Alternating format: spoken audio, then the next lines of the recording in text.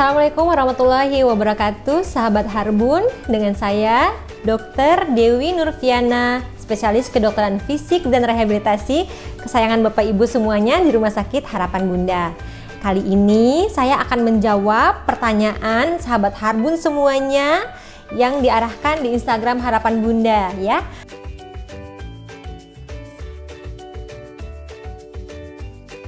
Jadi ini ayahnya sudah melakukan fisioterapi dan akupuntur dan keluhannya masih berulang. Untuk menjawab ini sebenarnya kalau untuk nyeri punggung itu adalah keluhan di bawah punggung bagian bawah. Penyebabnya banyak sekali ya. Dari yang hanya hanya otot saja, kemudian masalah tulang bergeser, masalah jepitan saraf, jadi masalahnya banyak sekali. Ataupun seperti yang ditanyakan ini, ronsen dan MRI-nya dalam batas normal. Bapak Ibu, kalau saya sebaiknya foto ronsennya tetap dibawa ke dokter spesialis kedokteran fisik dan rehabilitasi. Kenapa? Kadang-kadang bacaannya dalam batas normal, tetapi tergantung dari dokter yang melihatnya.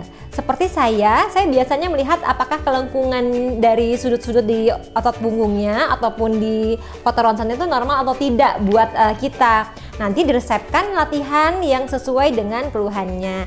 Jadi jika memang ronsen dan MRI yang dalam batas normal, ayahnya nggak mungkin nyeri punggung kan?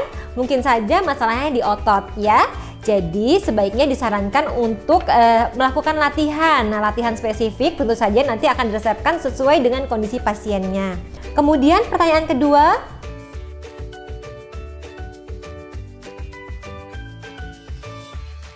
ini tidak dijelaskan apakah sampai sekarang nyeri rusuknya masih ada atau tidak gitu ya.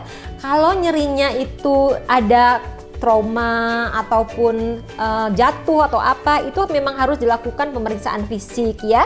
Nyeri di daerah situ kalau misalnya sudah hilang, kemungkinan nyerinya hanya nyeri otot saja. Tapi jika nyerinya itu masih ada sampai sekarang, memang diperlukan pemeriksaan foto ronsen torakal untuk memastikan diagnosanya. Tidak bisa dijawab langsung diagnosanya apa, harus kalau memang nyerinya sangat nyeri, sebaiknya dibawa dulu ke dokter ortopedi, dilakukan pemeriksaan foto torakal. Kemudian nanti jika diperlukan, dokter tulang atau ortopedinya akan merujuk ke dokter spesialis kedokteran fisik dan rehabilitasi. Kebetulan kalau di Rumah Sakit Harapan Bunda ini, dokter tulangnya memang konsultan tulang belakang, jadi pas sekali ya.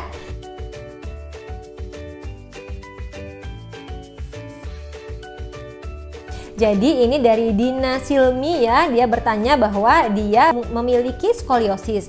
Nah, untuk Dina memang tidak dijelaskan usianya berapa. Kemudian apalagi sudah ke dokter tulang bagian spine di rumah sakit swasta di Bandar Lampung ya. Tidak ada informasi apakah derajatnya ini berapa. Kenapa?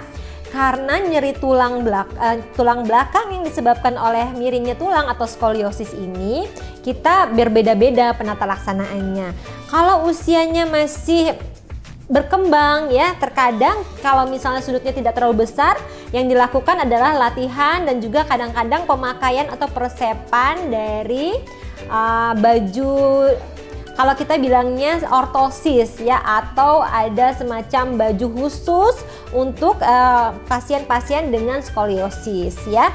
Tapi jika sudah pernah ke dokter tulang, tentu saja ini baik sekali ya, nanti dilihat derajatnya berapa. Ketika dokter tulang merasakan apakah perlu dioperasi atau tidak, tentu saja dokter tulang akan menyarankan. Jadi kemungkinan sudutnya ini, kalau dokter tulang tidak menyarankan operasi, kemungkinan masih di bawah 40 derajat ya, jadi tidak perlu dioperasi. Tapi tentu saja ini akan menyebabkan sakit dan pegal. Kenapa? Karena kalau tulang punggung itu miring ya, kalau tulang punggung miring tentu saja otot-ototnya yang menempel di tulang punggung jadi tidak rata. Kita bayangkan saja ya, misalnya tiang, ini tiangnya begini, ini ada otot yang nempel di sini, kemudian akhirnya di sini. Kalau miring seperti ini, yang di sini seperti kendur dan yang di sini akan tertarik. Jadi masalahnya adalah di tulang yang miring ini atau skoliosis pasti tidak enak sekali ya. Jadi yang harus dilakukan apa? Yang harus dilakukan tentu saja ada latihan khusus untuk skoliosis ya.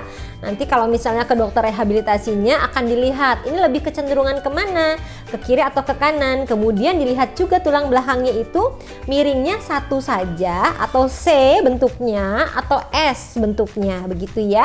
Karena nanti ada latihan spesifik untuk pasien-pasiennya. Jadi jika dokter tulang tidak menganjurkan operasi, tentu saja berarti pasiennya harus mengandalkan latihan ya.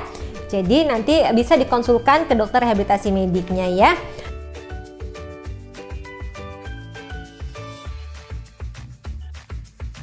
Jadi sebenarnya jika memang sakit punggung, tentu saja pasien akan mencoba mencari solusi sendiri ya.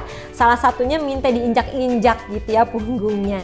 Jadi jika masalahnya hanya di otot saja, kalau diinjak-injak tidak terlalu kuat, maka itu salah satunya bisa membuat melancarkan ya. Jadi seperti dipijat saja, jadi pasiennya enak seperti itu ya. Tapi apakah berbahaya atau tidak, tentu saja kita harus lihat dulu masalah utamanya apa. Kalau masalah utama sakit punggungnya dikarenakan ada pergeseran tulang, tentu saja berbahaya begitu ya, tidak boleh sembarangan diinjak-injak.